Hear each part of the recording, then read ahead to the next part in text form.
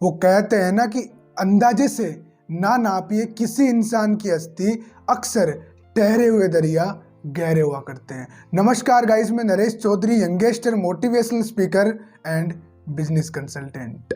एक प्रोफेसर थे, वो अपने स्टूडेंट्स को कहानी सुना रहे थे। उन्होंने बताया कि एक समुद्र के अंदर एक बार एक बहुत बड़े जहाज के अंदर कई लोग ट्रेवलिंग के लिए जा रहे थे। अब पता नहीं क्या हुआ, उस जहाज के अंदर अचानक एक दुर्घटना हो गई, जिसके कारण जो जहाज था वो डूबने लग गया। तो जो जहाज का कप्तान था, जो कैप्टन था, उसने आके जहाज में बोला कि इस जहाज को जल्द से जल्द खाली करना होगा, नहीं तो ये जहाज डूब जाएगा। इतने में क्या किया कि वहाँ पे जो लाइव बोट आती है वो आ गई, लोग कतार में खड़े हो गए, हर व्यक्ति अपनी जान बचाने में जुट गया।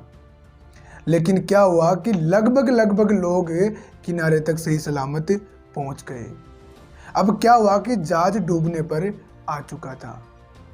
उस जहाज के ऊपर एक कपल की जोड़ी रह चुकी थी, जिसमें एक पति था और एक पत्नी थी। कि वहां पे एक ही लाइव बोट बची थी और वो लोग थे 2। तो क्या किया कि जो पति था उसने अपनी पत्नी को धक्का मारा और तुरंत जहाज के अंदर कूद गया। तो उसकी पत्नी ने डूबते टाइम अपने पति को आवाज मारी और प्रोफेसर वहीं रुक गए। प्रोफेसर ने अपने बच्चों से पूछा कि क्या लगता है पत्नी ने क्या कहा होगा। तो उसमें से काफ़ी सारे बच्चे थे, कईयों ने कहा होगा कि आई हेट यू, तुम धोखेबाज हो, तुम विश्वास के लायक नहीं हो, तुम विश्वासघात करते हो लोगों के साथ, तुम कभी भी सुखी नहीं रह पाओगे, बहुत सारी चीज़ें बताई। लेकिन वहाँ पर एक बच्चा बैठा था जो बहुत ही सिंसियर था। उसने कहा कि सर, मुझे जहाँ तक लगता है उस पत्नी ने यही कहा होगा अपने पति से कि अपनी संतान का ध्यान रखना। तब उस प्रोफेसर ने कहा कि भाई ये बात तो सही है, उसने यही कहा था, लेकिन तुम्हें ये कैसे पता? तुम्हें ये कहानी पहले देखी है कहीं पे? तो उसने कहा कि नहीं सर, मैंने ये कहानी कहीं पे नहीं देखी।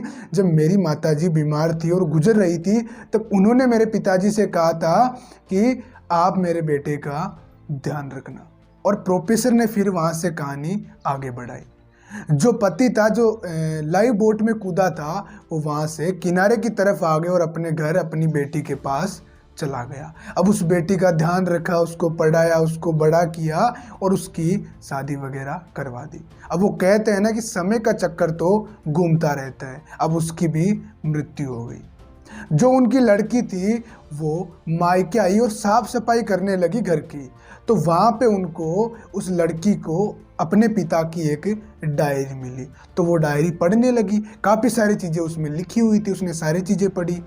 उसके बाद में उस डायरी के लास्ट पेज पर लिखा हुआ था उनकी जो पत्नी थी उनके लिए कि मुझे क्षमा करना। मेरा मन था कि मैं उसी टाइम तुम्हारे साथ समुद्र में समा जाऊं, लेकिन मैंने एक कठोर निर्णय अपनी संतान के लिए लिया, क्योंकि मुझे पता था कि तुम तो वैसे भी बीमारी से ग्रस्त हो और कुछ टाइम में ये दुनिया छोड़कर जाने वाली हो। इसलिए मैंने तुम्हें वहाँ पे छोड़ा और अपनी ज़िंदगी को बचाने का ही सही डिसीजन लिया। और उसमें लिखा हुआ था कि मेरा भरोसा करो, अगर ऐसा नहीं होता तो मैं उसी क्षण उस लाइव बोट में ना कूदता, तुम्हारे साथ वही समुद्र में मैं अपनी जान दे देता।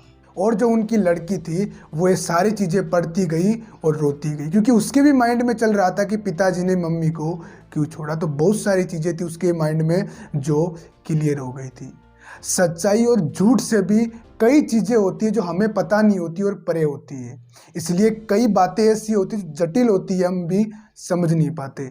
किसी के भी लाइफ में क्या चल रहा हो, कुछ भी हो, हम क्या करते हैं, तुरंत उसके ऊपर रिएक्शन दे देते हैं, तुरंत जज बन जाते हैं। इसलिए किसी की भी लाइफ में जज नहीं बनना है, चीज़ों को ध्यान से समझना है, प्रतिक्रिया तुरंत नहीं देनी। पहले समझ लो कि ये चीज़ सही भी है या गलत है, हमें तुरंत जज नहीं बनना। इसलिए 3 बार सोचो और 1 बार बोलो। आशा है कि इस वीडियो को आपने पूरा देखा होगा।